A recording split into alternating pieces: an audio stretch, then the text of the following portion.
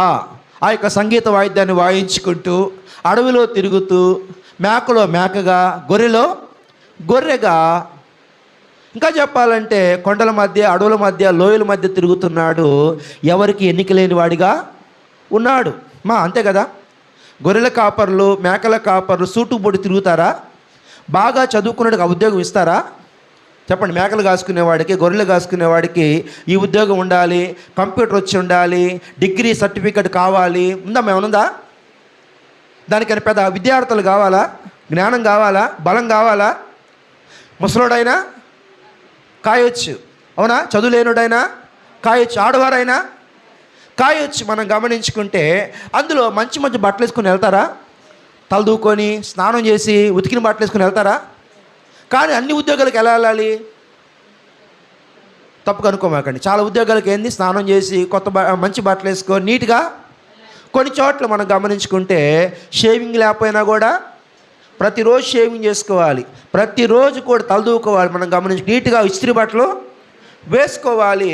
కానీ దావీదు ఉద్యోగము మట్టిలో తిరిగే ఉద్యోగం, కొండలెక్కే ఉద్యోగం, ఇంకా చెప్పాలంటే ఎండకి ఎండే ఉద్యోగం, గాలి సుడిగాలి మధ్య తిరిగే ఉద్యోగం, ఇంకా చెప్పాలంటే రాళ్ళ రప్పల మధ్య.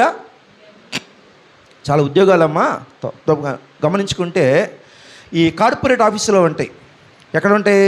ఈ మార్బుల్స్ ఉండేటువంటి రూమ్లో, ఈ టైల్స్ ఉండే రూమ్లో, ఇంకా చెప్పాలంటే ఏసీ పెట్టిన రూమ్లో ఉద్యోగాలు చేస్తూ, ఎండ తెలియదు వాళ్ళకి అసలు, గాలి ఇంకా చెప్పాలంటే సుడిగాలి అనేది తెలియదు.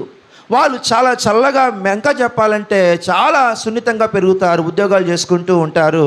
మధ్య మధ్యలో టీలు కూడా, స్నాక్స్ కూడా వస్తూ ఉంటాయి. కానీ అటువంటి ఉద్యోగం దావీదు చేస్తున్నాడంటే ఒక ఎన్నిక లేని, ఎవరికి ఉపయోగం లేనటువంటి ఉద్యోగాన్ని చేస్తున్నట్టుగా ఉన్నాడు. కానీ ఎవరికి అవసరం లేనివాడు ఎవరికి కావాలి? ఎందుకు కావాలి?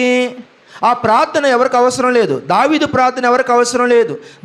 దావీదు ఆరాధన ఎవరికి అవసరం లేదు. దావీదు రచించేవాడు సొంతగా రచయిత దావీదు. ఇంకా చెప్పాలంటే దావీదు దాదాపు 73 కీర్తనలు రాశాడు దావీదు. విన్నమా? అంటే 73 పాటలు, 150 కీర్తనలు, 73 కీర్తనలు ఆయనే రాశాడు. ఇంకా చెప్పాలంటే ఇంకా చాలా వరకు అందలేదంట, ఇంకా చాలా ఆయనే రాసుంటాడు అంటున్నారు. మనం గమనించుకుంటే ఆ పాటలు, ఆ గిటారా లేకపోతే వాయిద్యము, తంబూరా, సితార ఏదైతే వాయిదిస్తున్నాడో, బూతులు ఆడకుండా, అబద్ధం ఆడకుండా ఎప్పుడు ఆ ప్రార్థన, ఆ దేవుడు ఆరాధన అనుకుంటూ ఉన్నాడు. దావీదు అనుకున్నాడు.